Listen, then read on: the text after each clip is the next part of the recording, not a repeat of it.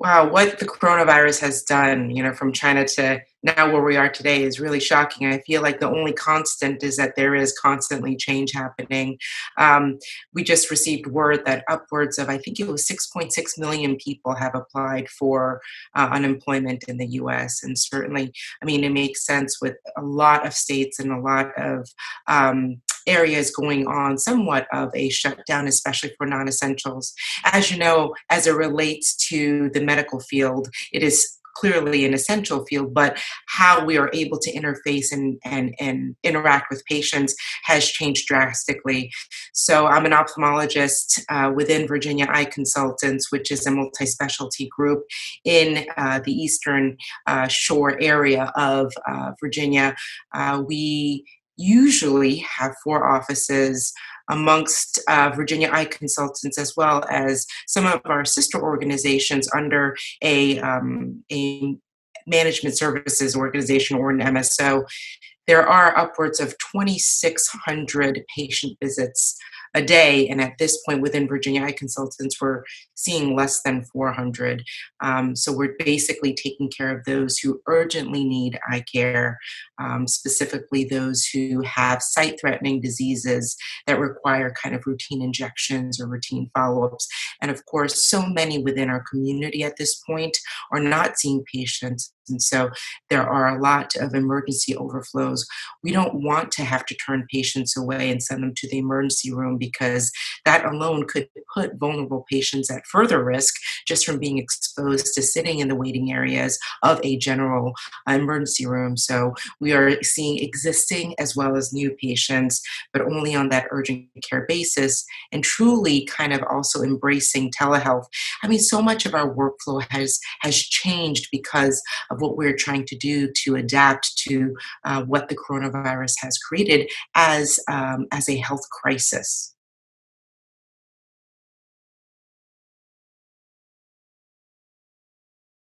It is impacting eye care professionals in a very unique way. Clearly, the spectrum of the type of practices that exist vary from small man groups to larger groups such as ours, those who provide medical versus medical and surgical care. But the one thing I can say is many, if not all of us, are seeing much fewer patients. Specifically, retinal specialists and glaucoma specialists have the most urgent cases that in our organization and our group that we are seeing. So those who have either the retinal injections, as I mentioned earlier, or urgent issues such as angle closure glaucoma, urgent intraocular pressure concerns, or retinal issues like detachments or tears, those patients are still being funneled and seen. But of those urgent cases, that's kind of the higher percentage of what we are seeing. For myself as a cornea and cataract surgeon, certainly my surgical volume has decreased tremendously because a lot of what I do is elective care. But the number of corneal ulcers and such that are coming in, it's still happening. I mean, emergencies happen. It doesn't matter coronavirus or not. But we are filtering through our schedules kind of frequently in order to make certain that there is a fine balance of those we are able to take care of as well. I mean, for example, those who have kind of elective urgent issues, but we're trying to balance their age, other comorbidities, and should we be seeing them in that 2-week time frame, or is it better for the patient to wait and come in that 4 to 6 weeks when hopefully we're past the apex of the disease spread curve? What we're doing in our clinics is also extremely important with PPEs and otherwise, but those face shields that we are using and creating at the actual slit lamp, which is our kind of upright microscope, so that there is less aerosolization of air breathing between the patient and ourselves. Because as we know, even asymptomatic patients and spread of the coronavirus can absolutely occur. And the last thing we want to do is be a nidus within our organization of spread of the actual disease itself. And there is news of those kind of hot spots that have happened simply because of that asymptomatic spread. Particularly, we just read, on CNN about the funeral home in a rural area of Georgia, or that group of 40 or 70 kids that went to spring break vacation, and that's where a hot spot flares up, and that can definitely happen within a clinic itself. So that disinfection is so key. We're cleaning everything down in a very special way with virucidal elements, but we're doing that with, after every patient, and changing our gloves with every patient, washing hands at the beginning and end of each patient visit. So it's just a different way of making certain that we're protecting our patients from us and protecting patients from each other.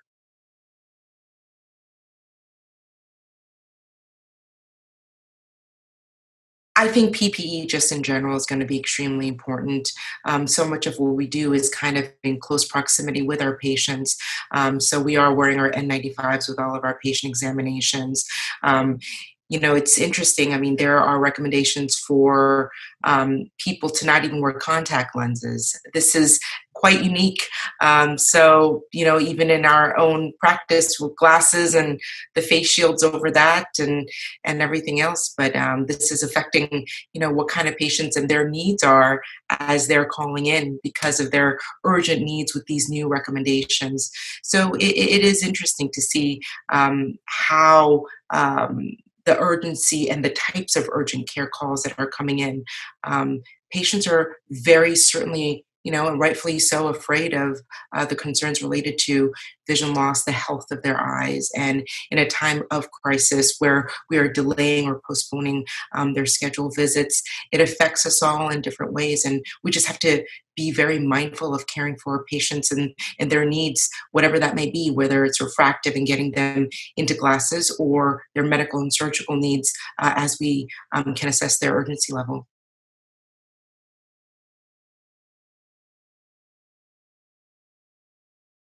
I'd like to say that we're still providing the same level of quality care.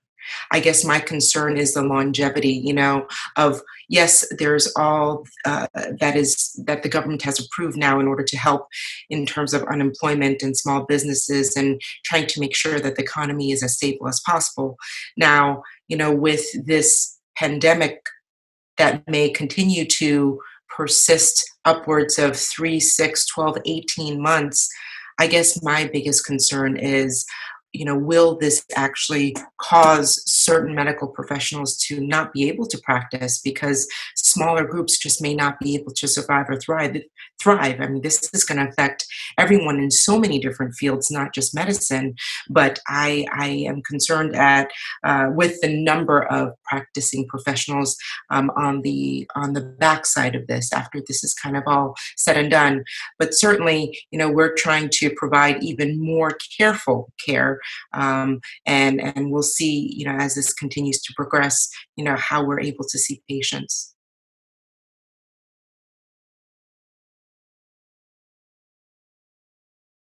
Few things that I've learned from this is, time is so precious, and both personal and professional relationships are ever more important, and the way we are able to care for our patients, where I took it for granted, just being able to see patients on any day without real concerns. We are obviously always cautious, but now this extra level of precautionary measures, um, it just makes you realize, how easily things can go awry, and how precious and fragile what we consider the norm can immediately be impacted.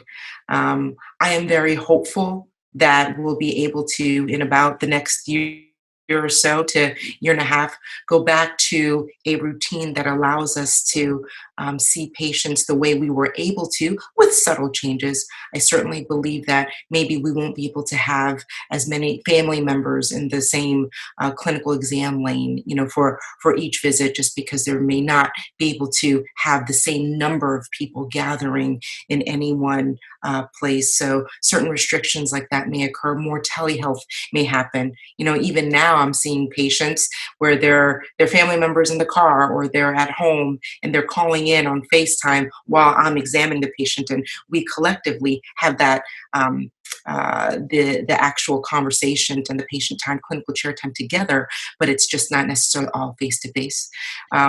So we have to adapt, and we will adapt. But in the end, I think we can be a better society on the other side for this, and recognize how important it is to have this type of digital care and this virtual relationships. But maybe it'll be even more, it'll bring to light how important that face to face time will actually be as well.